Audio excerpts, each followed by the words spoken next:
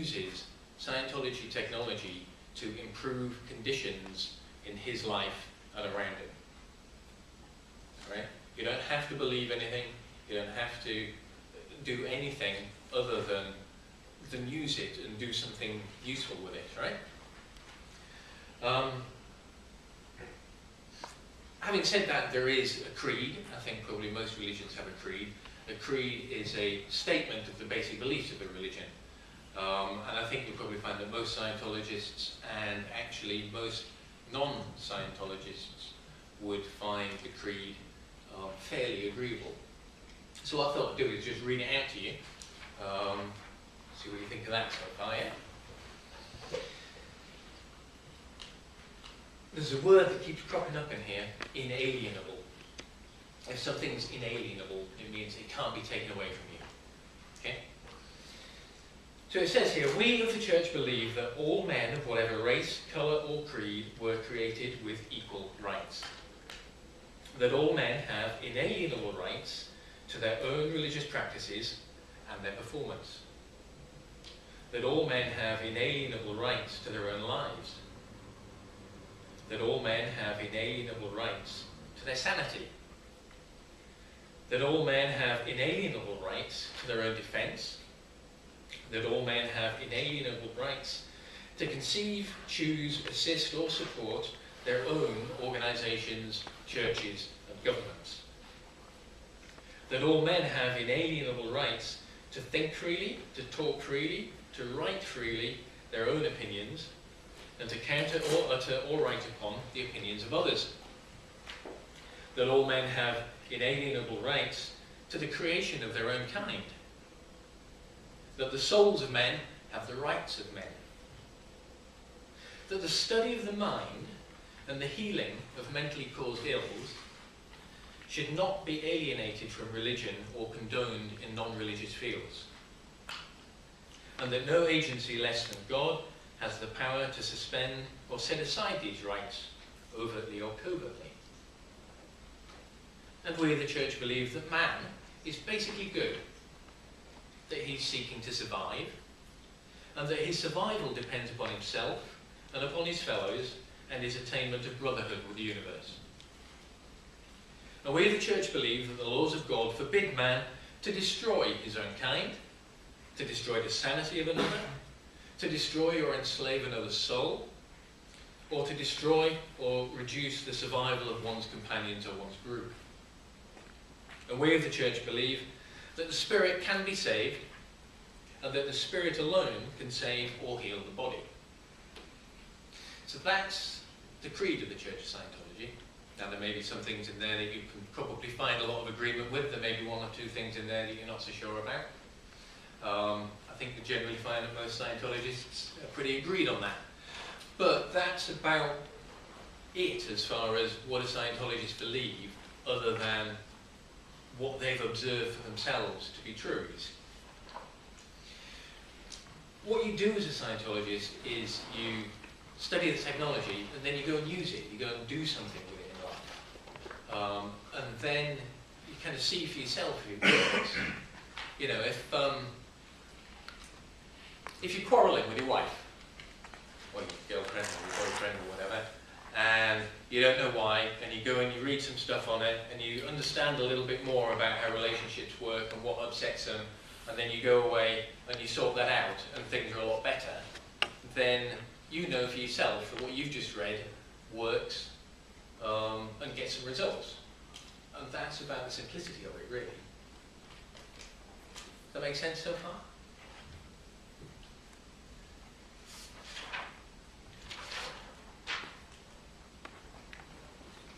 To give you a bit of an idea of some of the basic principles that people learn about, I've got a few little video clips of one or two things. Do you want to see? Mm-hmm.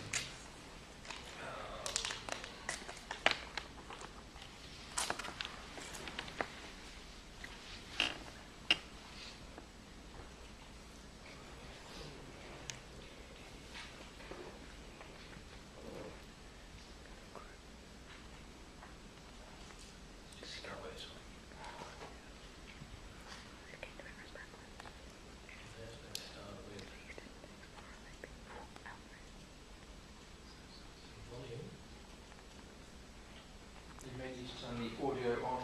No, you need to get the speaker on. Nice speaker on. Oh,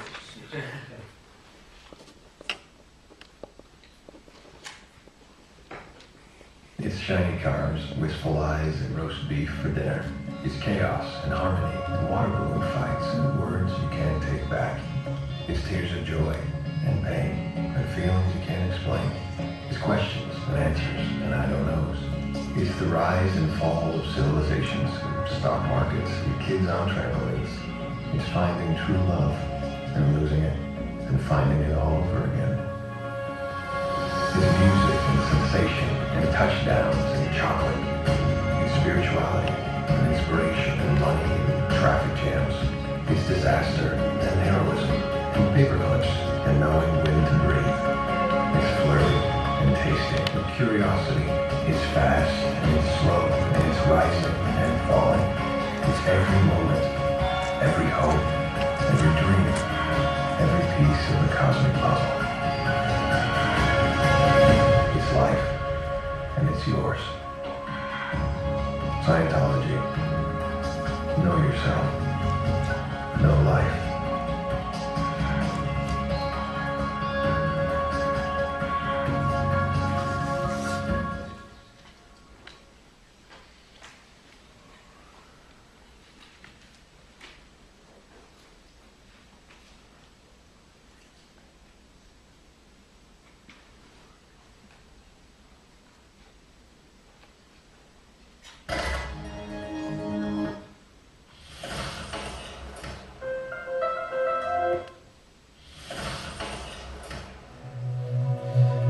So just to show you a couple of these.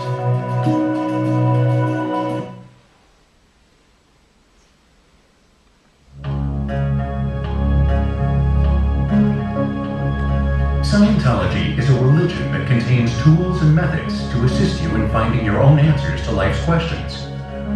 Your own truths about your life and you. But who are you? Are you a body? Well, let me ask you this. If you have your appendix removed, does your personality change? Are you any less you? Of course not. When you talk about the parts of your body, you probably say, this is my arm, this is my leg, these are my hands. You instinctively know that your body is something that you have, not what you are. Your body is something you use. So if you're not your body, what are you? Your mind? Well, first, what is the mind? Your mind is something you use to figure things out. It is far more accurate than any computer. It has a memory bank containing pictures, all the memories of everything that's ever happened to you. When you think of something, you get a picture of it.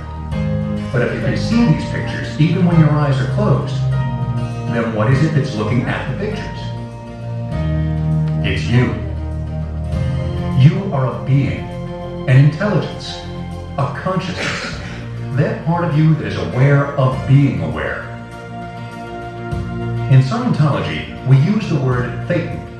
The term Thetan is taken from the Greek letter theta, which has long served as a symbol for thought or spirit. We use Thetan to avoid confusions with other concepts and beliefs regarding the soul or spirit. It isn't something you have. You wouldn't say, my Thetan. You'd simply say, me. You have a body, you have a mind, you are a Thetan. Scientology offers tools you can use to increase your abilities and reach your full potential in life. For the subject of Scientology is you.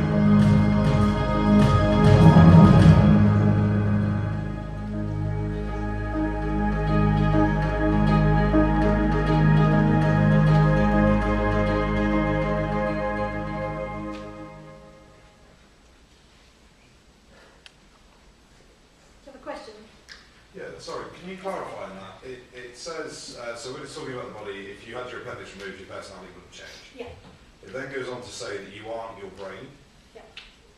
But you can see people whose personality is altered by chemical imbalances in the brain. How would you explain the fact that they're not their brain, but they're angry because of a chemical imbalance in their brain? How do you make